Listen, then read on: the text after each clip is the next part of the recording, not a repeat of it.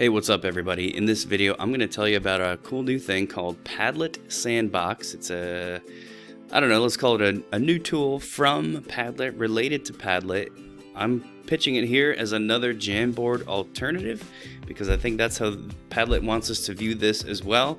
If you're a listener to our podcast, The EdTech Throwdown, then you know I'm a huge fan of something similar called FigJam. And Padlet Sandbox definitely gives FigJam a run for its money. It might actually be better. I hate to say it for one reason in particular. Let's take a look at Padlet Sandbox. All right, so when you sign up for Padlet for the first time and choose Make a Sandbox, it's going to bring you to this screen here and just kind of show you some of the things that you can add to one of these sandbox spaces.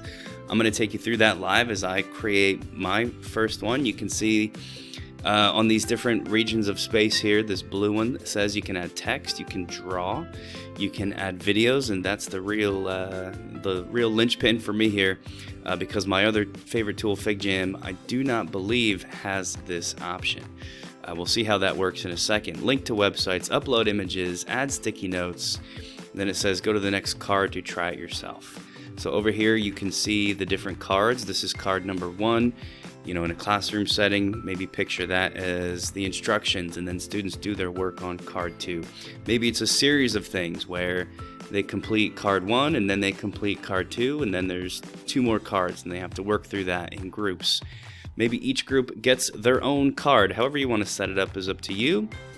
You know, from their side, the things that they can add are summarized over here on the right, starting with a text box. They click the text option, click where they want to type, and then type away. They can draw things. So another one of these options here is a pen tool. We're coming up on Thanksgiving, so I'm going to draw maybe a piece of pie. There you go. Obviously, this drawing is most helpful if you have a touch screen and especially a stylus to actually make that user friendly. Math and science teachers, your kids can be drawing out models in here, writing calculations down. Maybe each group solves a certain question on their own card and they all have to sort of click through and analyze each other's work. I'm a chemistry teacher, so I love stuff like this. Here's the big one for me, everybody. Add a video. That also makes Padlet Sandbox sort of a Flip or Flipgrid replacer too, because now there's student videos going up here. If I click this little option, let's see what we can do. You can add camera, video recorder, audio recorder, and my favorite thing, screen recording. Let's try the video recorder for now. Of course, we have to allow all the microphones and cameras and everything else. And there, I'm connected. Hello, there's the top of my head. Let's maybe click this to record. I'm the student. Here's my recording. I'm explaining my understanding of this topic, and I pause, review it, next, and save, and it's going to bring that video in. All right, so there's my recorded video. The processing time on that was super low. Now this was just an 8-second clip, so I'm not sure how long that would take if it was longer, but initial glances, very fast. Linking to a website, not the biggest deal, but could be helpful if you're using this to provide resources to students. One nice thing about it is the way that it formats those things. Let's use our podcast website, edtechthrowdown.com. See if it likes that. It's going to process, pull it in, and it grabs one of the images associated with the website and makes this attractive little card about it. If I click this, it opens up that website in a new tab, so that's great for resource collection, uploading images, and for all the Jamboard users, if you want it to just be that. Here's your sticky note options. Let's do a classic yellow sticky note. Click, type in my text, and there you go. Of course, you can add additional cards if you wanted to. That's done over here. And the sharing options on this, you can share it out to your class, whatever you need to do.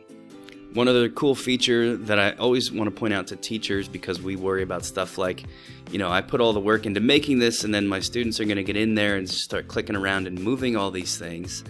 Anything you add does have a freeze option. And when I click freeze, this blue box is no longer selectable. It essentially locks all that stuff in place. You can also come up here and freeze the entire sandbox. And it tells you right here what that means. New cards and objects cannot be added. Existing cards and objects cannot be edited or deleted. Essentially, it locks the whole thing. So that means if you spend the day, creating one of these and you want to share it out as a resource, but you don't want things being changed or edited afterwards, you can do that. The sharing options themselves are all summarized here. You can set the privacy, visitor permissions, pretty typical to the way most online sharing happens these days. Looks like there's some export options listed here as well, which is super cool. You can export this whole thing as images, PDF, maybe for easy posting later on.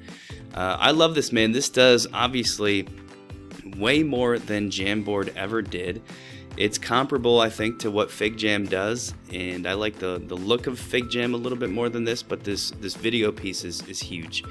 And I can see a lot of teachers getting on board with Padlet Sandbox. That also wraps it up for this video on Padlet Sandbox, another Jamboard, and I'll add another Flip alternative. Thanks a lot for watching.